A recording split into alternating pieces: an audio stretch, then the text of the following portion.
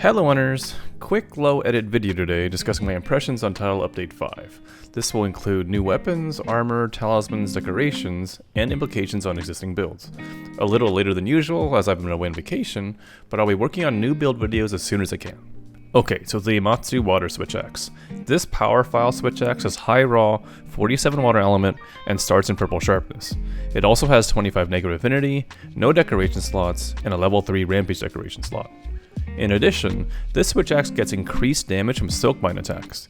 This would mostly just impact the counter and soaring Wyvernblade damage, which is decent, but for the most part, Silkbinds are not the majority of the damage a switch axe deals compared to some other weapons. With how high element has been pushed, I think the go-to water switch axe will still be the Almadron water switch axe. I could see this being usable for matchups like the Magnamalos, but I personally would just use status in those matchups. Okay, next let's go through the Amatsu set. The particularly outstanding pieces will be the ones including Heaven set, which are the body, the hands, and the legs. Each of the pieces are quite efficient to use, considering the attack boost 4 and critical eye 4 decorations are now available.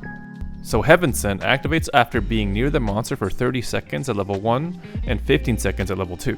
It deactivates if you're knocked over, similar to Powder Mantle, or if you get too far from the monster. So just like Powder Mantle, Intrepid Heart can act as protection to maintain it. When active at level 1, it will reduce the damage of the next time you get hit, reduce stamina consumption, and if you perform a switch skill swap, it will restore 50 points of sharpness. It's worth noting that swapping does not consume Heaven Sent. At level 3, in addition to the prior effects, you obtain infinite stamina and sharpness, and swapping scrolls also remove statuses. Heaven Sent feels a bit strange to me on element sets, as typically, Protective Polish is used and the time to trigger Heaven Sent is a bit too long. Most element sets just limp in with 10 hits of purple sharpness and lock it in with Protective Polish, so Heaven Sent seems like it doesn't work that well here. For status builds, I could see triple Heaven Sent working to maintain sharpness, and just scroll swapping to replace any lost sharpness, and just running the same switch skills on both scrolls. However, a couple of weeks ago, I talked about a Grinder S build with a Lucent Nargacuga switch axe.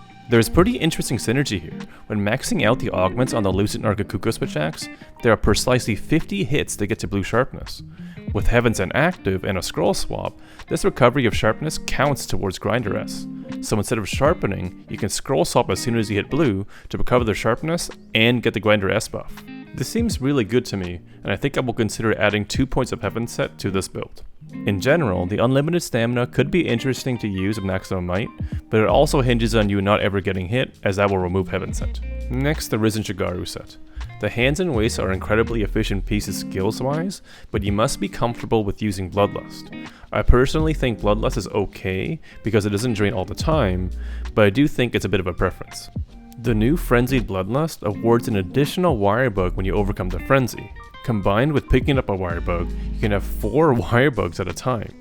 I think the additional wire bug can potentially replace any prior uses of Wind Mantle or Wirebug Whisperer, but I have not tested this out too much in practice yet. For new decorations, the biggest ones will be the level 4 attack boost and level 4 critical eye decorations. I don't have these unlocked at the moment, but I'm pretty close, just a couple levels away from 241. In addition, the level 4 status trigger decoration is also really nice. The gold Rathian helmet can now be replaced more easily for the evade builds. Also, Shockproof is pretty great in multiplayer to not be bumped and not bump your fellow hunters. Okay, so the biggest thing in this update is probably the Talismans. I have not done a ton of spinning, but this is my best roll so far. In Title Update 5, I think the most efficient way to build your sets is to get the skills without decoration options on your augments and your talisman. This means Dragon Conversion Furious for element, and build-up boost for status. Unfortunately, all of this comes down to random rolls, but this is just a main component for optimizing sets in Sunbreak. I will be considering accessible sets, as well as more top-end sets that require more specific rolls in my builds. But that's all for this video. Like the video if you found it helpful. I'm off to work on the updated builds. Status will come first, so subscribe if you don't want to miss it. Hope you all are enjoying Title Update 5. See you soon, hunters. Take care.